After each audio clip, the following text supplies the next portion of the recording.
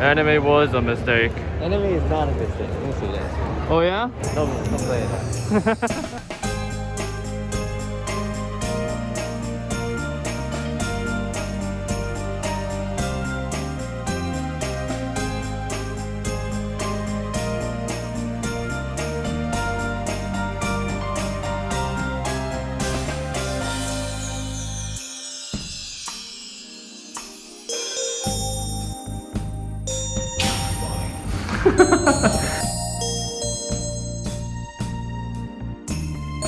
Dude, they gave us 4 bottles of water. That's nice. Take it. No, everything's confidential.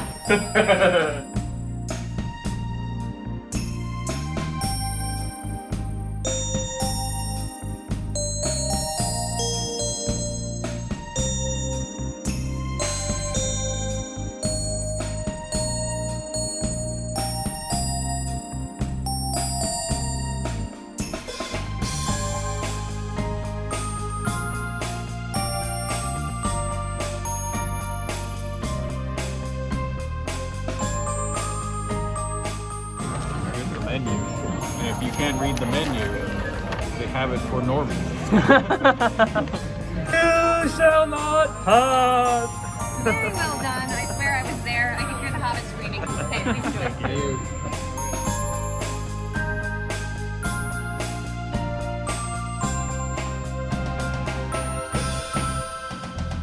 How's the pizza, Brax?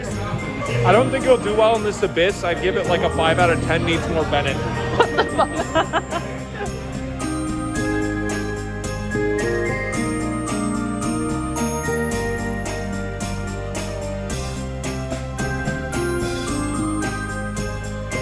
Where are we headed, Ren? I don't know, but I got this guy.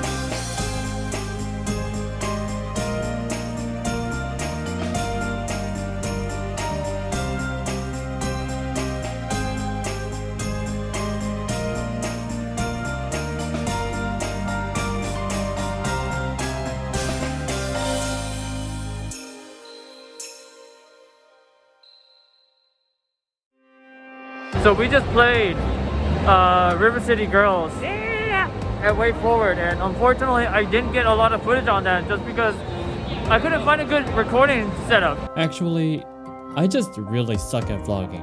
But let me show you what I have so far. Yeah, I haven't watched it recently, but it's pretty decent. What season are you on? 4 or 5? Okay. I'm the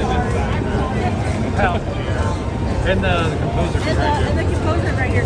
Oh, nice. Nice to meet you. Let me know when you're ready to do any interviews for everybody. If you want to or not, these guys will help you out. Okay, sounds good. Oh my god. That's a lot of fun. Yeah, that's all I got. Sorry, Bannon. But what do you think of it, Kingyo? I love it. I'm gonna play the first one when I get home. Yeah, it's a local play only, right? There's no online co-op. For the first game, yeah. The second game has online co-op. And they said they were only going to do 2 people for online co-op for now, right? From what they said, yeah. But I hope they can get 4 people. It's gonna be crazy. I don't know how they'll manage the latency issues, but I think they'll be able to pull it off. I think they have the right team for that. Yeah, I mean, they seemed really passionate about it. He was talking about everything about the whole design process and the coding and everything. He was really a cool guy to talk to. It was really fun. Like he also played with us too while we were testing the game, and it was kind of funny. He's like, hey, do this, do that, do this, do that. And it's just so funny because it's like, he just wants to show off how the game looks. And it is good, it's really good. Oh, yeah, it's a good game. And if you do play, I want to play with you. We'll have the edge on everyone that's playing it first. Like, hey, you can do this just so you know. Thank you again, Limited Runs and Wayforward, for having me and Kingyo demo River City Girls 2 at PAX. It's coming out soon, so definitely check it out, as well as their other games such as Ruby Everfell, Lunark, and Spider Swords. Continuing the saga of not knowing how to vlog, I present to you my interview with Chorus Worldwide's publishing director, Jez Harris. I approached this booth in PAX to try out one of the games they were demoing, Coffee Talk 2. For those who know me, I absolutely adore Coffee Talk and was excited to try the sequel of the game. Although Jez was clearly not the developer of said game, I was honestly curious to know more about the publisher, Chorus Worldwide, so I started asking him some questions I had while I was there. Now I realized a little too late that I actually should have started recording way earlier. At the very least, here's what I managed to get. Small, independent teams that just need a bit of, or want a bit of help. You know, we try and get the games out onto console, help them through development to kind of, with our experience as old developers, which we all are, try and help them to kind of lift the projects a little bit where they need it. But stepping in as much as they want us to. You know, we're not heavy-handed with anything. We're not a traditional publisher. It's kind of, you must do X, Y, and Z. It's like, well, we love the game. We love you as people. Let's make something great together. So that's the idea. So how do companies usually reach out to people such as yourself? Well, it's a bit of a mix. A lot of events like this are great because you go and meet people and just chance upon interesting projects. I see. We do also get a lot of people that come to us. We have a look at my game at chorusworldwide.com email address. So if you've got a project that you're looking for a publisher partnership on, send us a deck, send us whatever you like, and we'll evaluate it and see if it fits with us and our current portfolio and time frame and everything else. I see. Yeah. Because one thing I definitely noticed, and I think it was really nice about being able to come back to PAX, is the opportunity to network. Is you cannot beat it. No, online spaces can never ever beat these sort of opportunities that these conventions provide. I think you're entirely right, and it is. I hope they'll get a chance today at some point to wander around and some titles, and yeah, as you say, just bump into people and have a friend that says, "Oh, you must go and see that," and just figure it out together. For sure. It looks like it just opened up, so I'll go ahead and grab it. Okay. Well, thank you very much. Jez was honestly an absolute delight to talk to. I really appreciated him taking the time to humor me with my questions. I did actually record myself playing a little bit of Coffee Talk 2, but my phone unfortunately ran out of space while I was recording, so I don't have any of that, but I enjoyed my time at the Chorus Worldwide booth.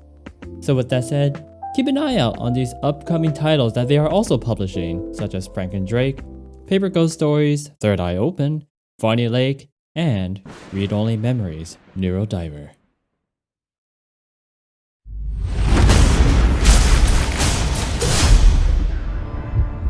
I also had the opportunity to demo a game at the Ysbryd Games booth called No Place for Bravery.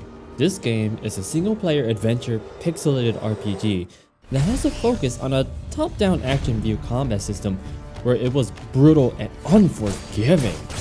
I was interested in the game initially because I was curious to see what other games Ysbryd would publish.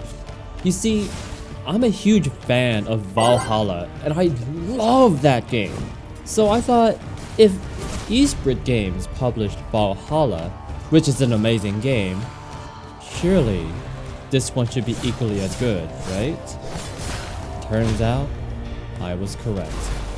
Not only is this game just so badass, but the soundtrack is so epic! Oh my god, I fell in love with the music as I was playing it. I wish I had more time to play the game. However, I didn't have a lot of time to do so and I kept breaking the game anyways. Well, that's fun. Why do you keep breaking my stuff? What are you doing? I keep breaking stuff apparently, so this is how it looks like right now. We got stuck in a guard and now the controller's not working. I also lost footage from when I recorded this interview with Ysbryd Games. It's honestly really embarrassing and I hate to admit it. This was just poor planning on my end.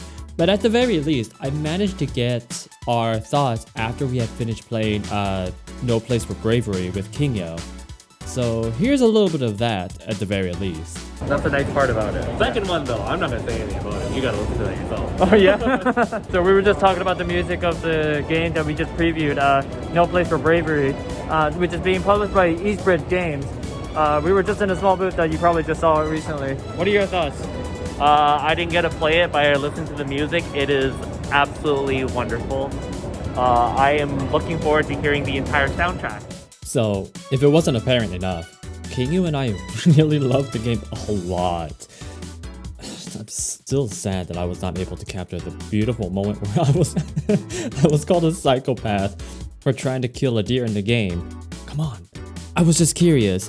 But more importantly, just how fun it was to chat with the director of operations, Jacob Burgess. He was so much fun to talk to. And about like just how Ysbryd Games decides to publish which game that's out there, what they look for, and what drives them to continue publishing other games. So really thank you, Jacob and Brian and everyone else at the Ysbryd Games booth for your guys' time, for letting me try out your game, and honestly just having a nice chat. I really did enjoy that while I was there. But that wouldn't be the last time I'd be at the booth. But for now, let's just move on with the rest of the vlog. We're about ready to go to the convention. Rin already has gone to the convention so far, but here I am with Hayes, Rutsuki right here, and this gorgeous man right here. You can censor that. Just censor that. Yeah, they'll have no idea what finger you put up.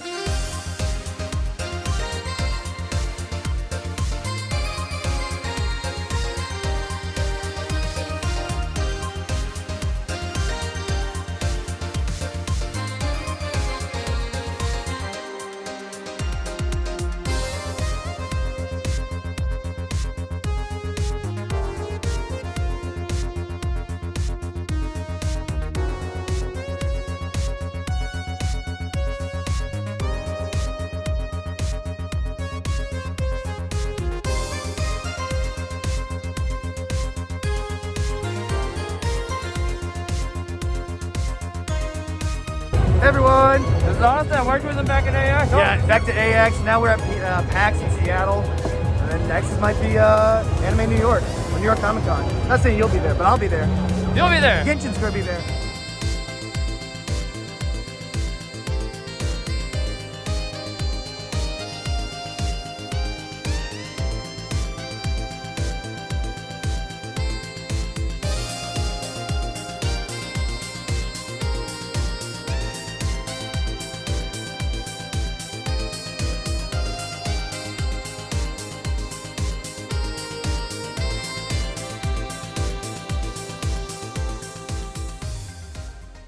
Hey everyone, I'm Rintaichou and I'm with, my name is Luke Ryder and I am the project director for Mythforce from Beamdog. Well, if we're talking about sort of the aesthetic of the game, what we really wanted to do early on when we were sort of concepting the game is to create something that would be something that you could play with like your kids, or something that fit within the sort of larger role-playing genre but wasn't particularly violent, maybe would appeal to a broader audience. So when we were concepting the game, one of the things that we decided that we wanted to try out more of a sort of Western animation stuff, because we knew that that wasn't particularly well represented in the gaming space. So, yeah, we did a fair amount of R&D to see if we could make something that sort of looks the part. At this point, a lot of the audio was really inaudible, so there's really not much I was able to work out of this. We actually did have lav mics, but Kingyo and I actually broke them on day 0, Thursday, before the con started, so we didn't really have the proper equipment to properly record the interviews. But at the very least, Mythforce was fun. So yeah, Luke, thanks so much for having me and Team Taichou interview you. We definitely look forward to seeing more games come out from Beamdog.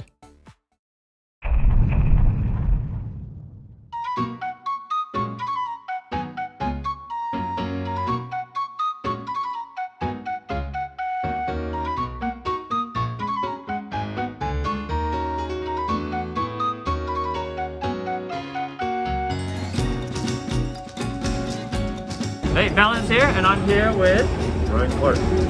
And he's the director, co-founder of the entire company that made just the founder, yeah. Just the founder? Yeah. Oh, okay. So what got you interested in founding a company such as this? Oh, well actually this is my second company. I founded another one back in 2004. I sold that one and eventually was working for the company that bought it, but eventually decided to go indie again. And then the first game that we made, Brace Yourself, was Crypto the Necrodancer. And so years later, we've just been, expanding and building since then. And here we are at PAX, much bigger company. 10 years later, there's 40 of us now. We got about 5 games showing here at PAX. Nice. Yeah, I saw a few of it, but of course, Crypto the Necrodancer is what got me into the company itself. And so, and I saw that there was a new spin-off of Rift of the Necrodancer. So what led to the decision of becoming a publisher? Well, we didn't even announce that we were a publisher until this week, but before that we've always had people coming to us and saying, like, would you be interested in publishing our game? Because they like the way that we do things. Usually our games get a decent amount of attention from the press and YouTubers and streamers and things like that. And they were saying, why not work with Brace Yourself to do that for their game as well? And since we already have the sort of machinery and the contacts and things like that, we can leverage that to help other teams. So yeah, we decided to go ahead and give it a try since we already were getting so many offers that sounded pretty exciting to us. So now that you are going to probably start publishing, what are the kind of games or aesthetics that you're looking for that you would be interested in pursuing?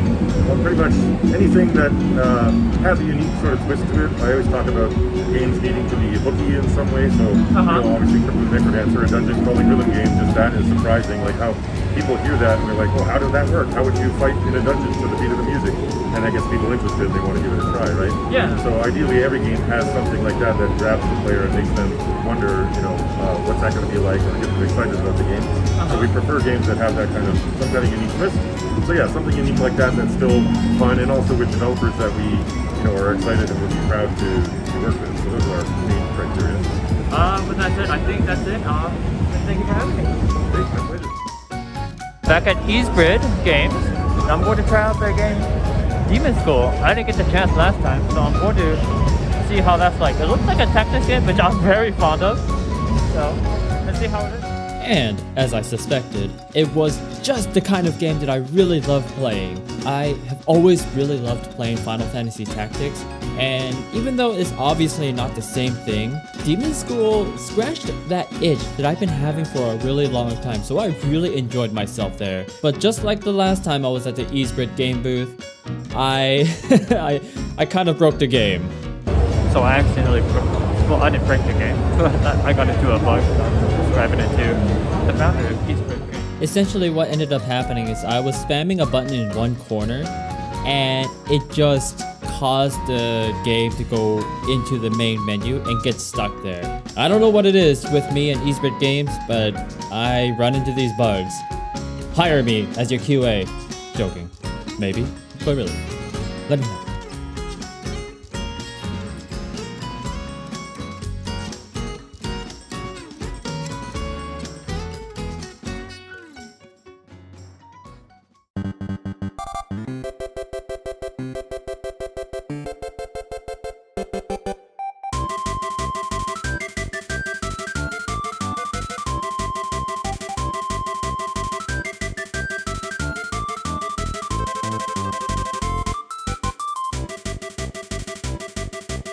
That's a lot of food, Rin. What is up in America?